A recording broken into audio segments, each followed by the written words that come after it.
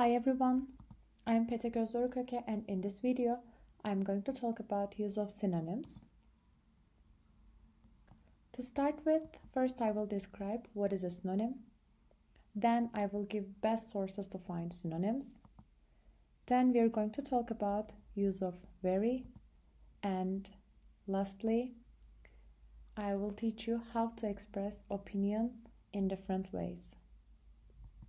Let's start with a description of a synonym. Synonym is one of two or more words or expressions of the same language that have the same or nearly the same meaning in some or all senses. In other words, synonyms are the words with the same meaning or almost the same meaning, just like in the example when you say good, which means fine, super, and nice. Why do we need synonyms? Let's move to here. When speaking or writing, one of the best ways to expand your vocabulary and to avoid using the same words repeatedly is to use a thesaurus to find synonyms, similar meaning words. It is important because synonyms can improve both your oral skills and your writing skills. As you all know, we instructors use a standard rubric to evaluate your spoken performances in the speaking exams and written tasks in your written exams. As obviously stated in these rubrics, you need to use very wide range of level appropriate grammar and vocabulary to get higher grades, and I will show you how to do it. These are the best web pages for synonyms. First one is Merriam. The second one is the most famous one, Thesaurus, Collins, Lexico, and Dictionary. Let's explore how you can use them. Let's start with the first one, Merriam. Here there is an example for you, the adjective fast. When you write it on the search, you can see the synonyms and antonyms like this. You can also click on one of them to learn more about the synonyms. There is also the definition and other parts of speech.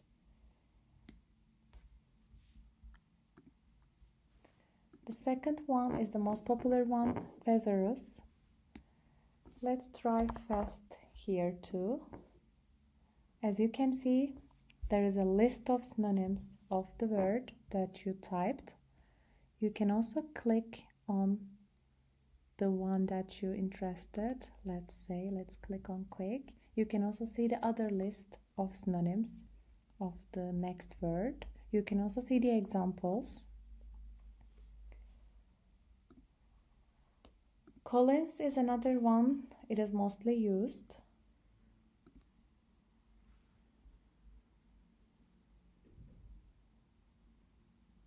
Let's try something different here.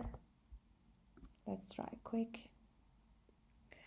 I really like this one because you can see the correct pronunciation of the synonyms here. There is a definition given first, then there is a list of synonyms.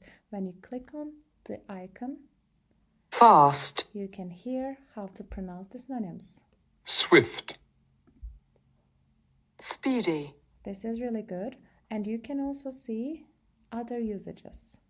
This is highly academic. You can benefit from the other synonyms of the word in terms of different meanings. Next one is lexical.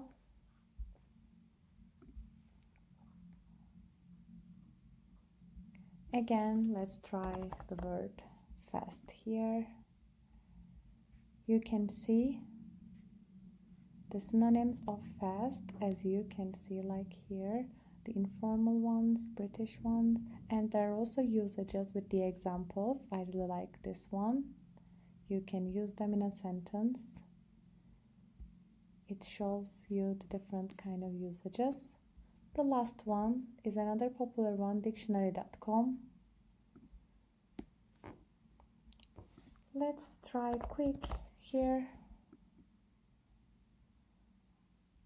Again, you can see the adjective with the definition and idioms, origins, and the synonyms. See, there are a lot of synonyms of this word. You can also click on one of them to learn about more. The use of very. Very is overly used by the students, especially in the papers, the written portfolios such as essays and the speaking tasks, of course. Without realizing, we generally use the same words in our daily language, but when it comes to academic English that we're trying to teach, we need to have wide range of vocabulary knowledge. To do this, first we need to start with the words which we commonly use. The first commonly used word is very. We tend to use very before every adjective we know, but we need to learn the alternatives to produce more advanced work. So let's start with 15 mostly used adjectives rather than using very to add advanced vocabulary items in our word dictionaries. The first one is very accurate. So rather than saying accurate, which means correct and true in every detail, you can use perfect, exact, flawless, and precise.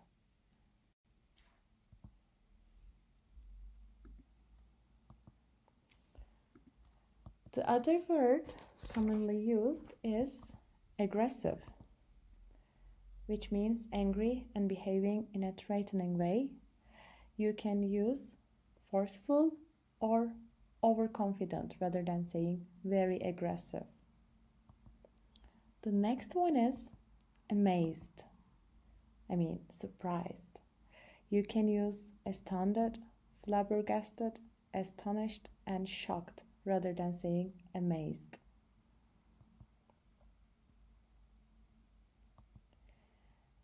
As you can see from the picture, we're going to talk about very angry. It means having strong feelings about something that you dislike very much. You can see furious, fuming, livid, and enraged. The next one is very common because it is very bad, which means unpleasant, full of problems. You tend to use it most of the time, but you can say awful, deplorable, miserable, and rotten rather than saying very bad.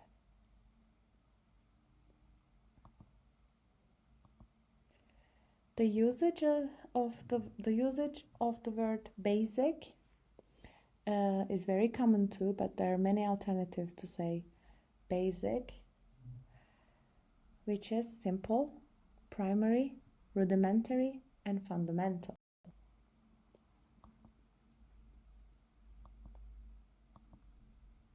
Beautiful. We generally use beautiful to talk about something gorgeous, stunning, exquisite, and magnificent.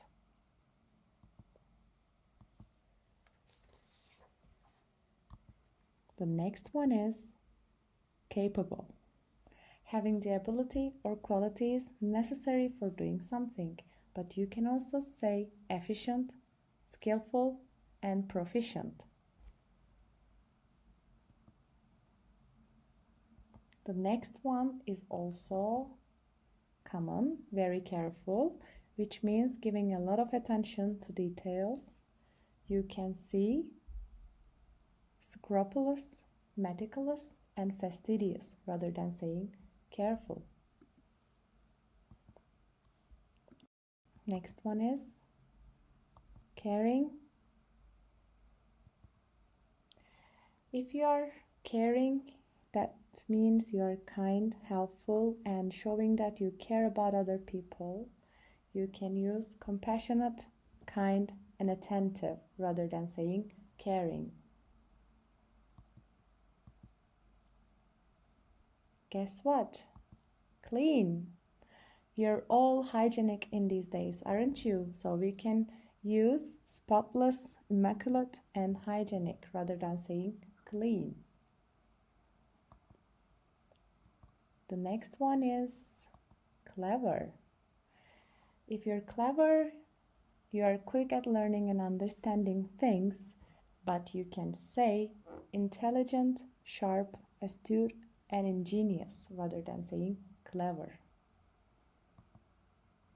Next one is cold. Rather than saying very cold, you can say bitter, icy, and freezing.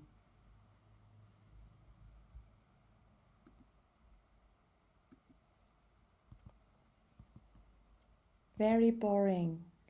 You can use tedious, mind-numbing, dreary, and uninteresting rather than saying very boring.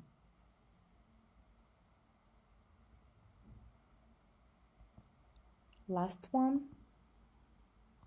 is aware.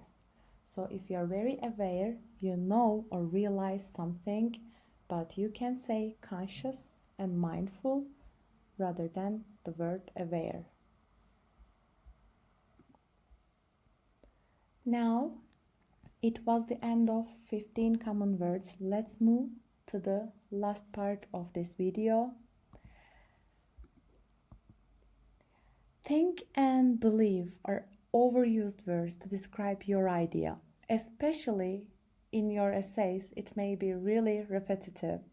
We don't only share our opinions in written tasks and spoken exams, we also share our ideas in every context, including everyday language or academic language. If you want to use advanced vocabulary in both speaking and writing, you should share your opinions by using different wordings rather than using I think and I believe all the time. From formal to informal, I'll teach you how to express your opinion in different and more advanced ways. So let's start with the first one, which is an informal one. It is I'm not going to lie.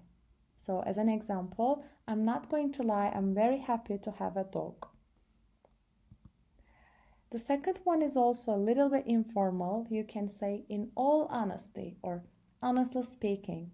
You can say in all honesty or honestly speaking, a dog is a person's best friend. Third one is slightly more formal. In my view, dogs make people happier by providing greater self-esteem and preventing depression. You can also use it in your essays. And the last one is again slightly more formal. If you ask me, dogs are extremely protective when a stranger comes to the door. Let's move to the fifth one. This is both formal and informal. As far as I can tell, children who own dogs perform better at school and tend to be more successful. Would you agree with me? I think you do. The sixth one is again both formal and informal. You can use in every context. To my mind, dogs and cats have positive influence on human health. Seventh one is, I think this is formal. As far as I'm concerned, pets are the best listeners. Eighth one is also formal and informal at the same time. The way I see things, or the way I see it. The way I see things, dogs are good assistants for people with disabilities. Number 9. It seems to me that you can also use it in both formal and informal contexts. It seems to me that dogs improve our moods. And the last one, from my point of view, dogs and cats help children become more concentrated. Did you like them? Great. Now you know many different versions to share your ideas. Thanks for joining my class online. See you in the next video. For further information, please visit our website and stay safe.